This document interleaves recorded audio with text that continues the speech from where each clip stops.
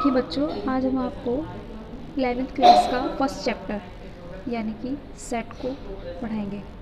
ठीक है, आपका ये रिवीजन चल रहा है। ठीक है, इसमें आप चैप्टर फर्स्ट पढ़ोगे सेट। ठीक है, तो सेट देखिए क्या होता है, जितने भी आपके ग्रुप होते हैं जिसको आप एक नाम दे सकते हो। जैसे यहाँ पे लिखा हुआ है कि सभी वस्तुओं का एक सुपरिभाषित संग्रह। ठीक है, तो जो आपका कलेक्शन होता है किसी भी ऑब्जेक्ट्स का, जिसको आप कोई भी नाम दे सकते हो, तो उसको आप सेट बोलते हैं। ठीक है, उसको आप सेट बोलते हैं। ठीक है, जैसे यहाँ पे दे रखा है आपको एग्जाम्पल, 10 से कम सभी विषम प्राकृतिक संख्याएं।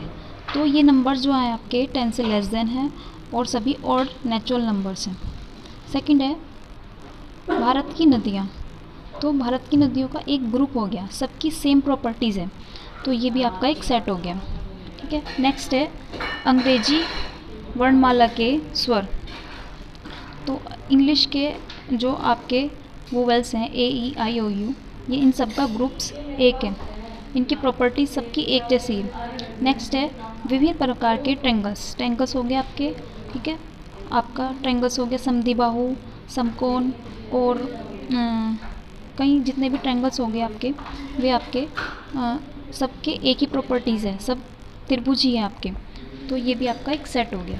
नेक्स्ट है संख्या 210 के अभाज्य गुणनखंड। अभाज्य मतलब प्राइम नंबर्स। ठीक है, प्राइम और फैक्टर। तो 210 को आप जो फैक्टर आएंगे वो प्राइम ही आने चाहिए। 2, 3, 5, 7 इसको डिवाइड करते हैं और ये सब प्राइम नंबर्स हैं, तो ये आपका एक सेट हो गया। नेक्स्ट है इक्वेशन x² - 5x + 6। ठीक है, इस इक्वेशन के जो मूल हैं वो 2 और 3 हैं, तो 2 और 3 एक सेट हो गया।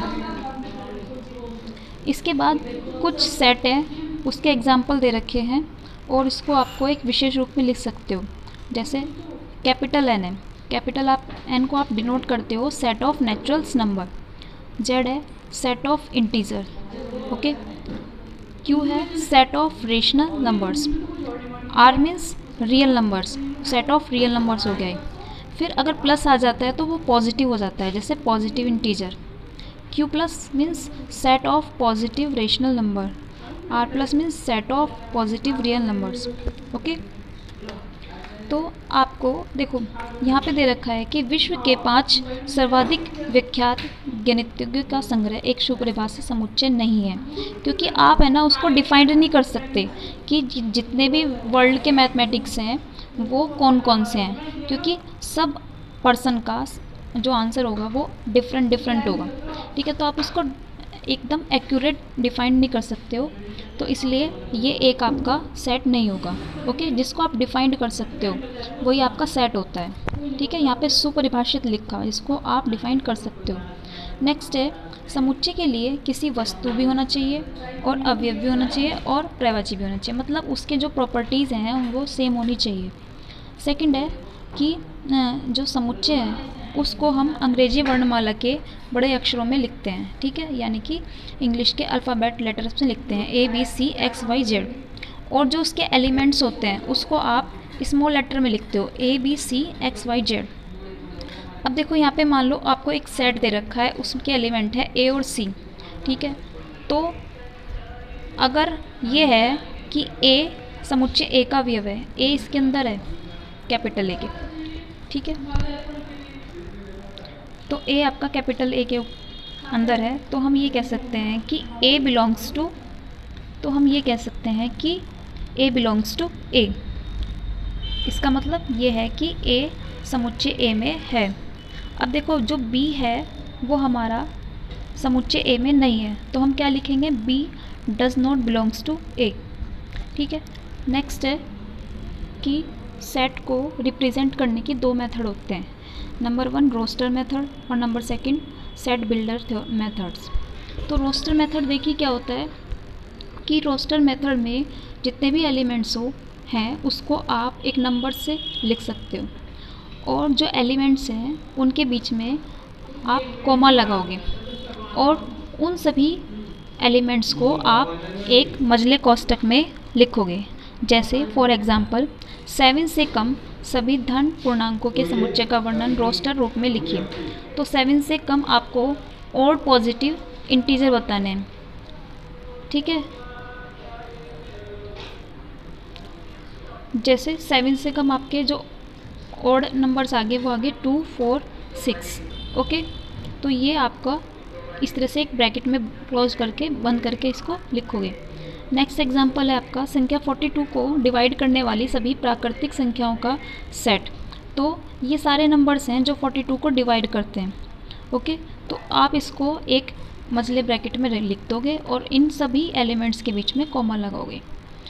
नेक्स्ट है अंग्रेजी अल्फ़ाबेट के सभी वोवेल्स का सेट AEIOU, इनको भी आपने एक मझले ब्रैकेट में बंद करके लिख दिया।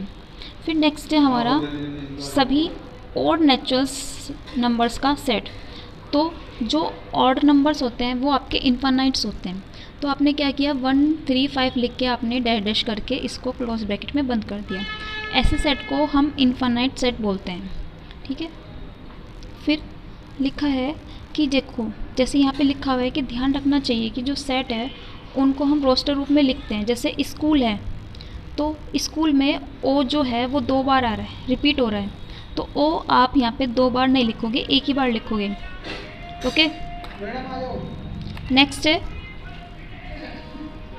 Set builder method.